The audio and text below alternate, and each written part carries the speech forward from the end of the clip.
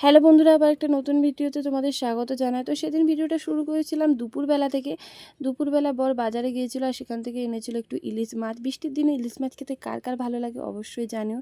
তারপর দেখো ইলিশ মাছ রান্না করেছিলাম আর ভাত, একটা সবজি, পটল ভাজা আর ডাল করেছিলাম। তারপর একটা ভাত ঘুম দিয়ে বিকেলবেলা দেখো দুজনে মিলে খাচ্ছিলাম একটু চিপস। আর মাম্মা এখন কথা বলতে যেহেতু পারে সেই জন্য ও আ বলতেও পেরে গেছে। তারপর সন্ধ্যাবেলা গিয়েছিলাম একটু মেলা দেখতে, রথের মেলায়। মাম্মা আর পাপাও রেডি হয়ে গিয়েছিল, তিনজনে মিলে গিয়েছিলাম। সেখানে গিয়ে দেখা হয়ে গিয়েছিল মাম্মার একটা দাদু ভাইয়ের সাথে। আর তার দাদু ভাই তাকে দেখার সঙ্গে সঙ্গে কিনে দিয়েছিল একটা আইসক্রিম। এটাই আমরা খাচ্ছিলাম। তারপর দেখো এই যে মাম্মা আর ওর পাপা আর ওই যে কাকিমা, আমার সম্পর্কে কাকিমা হয় আর এটা আমার ননদ হয়।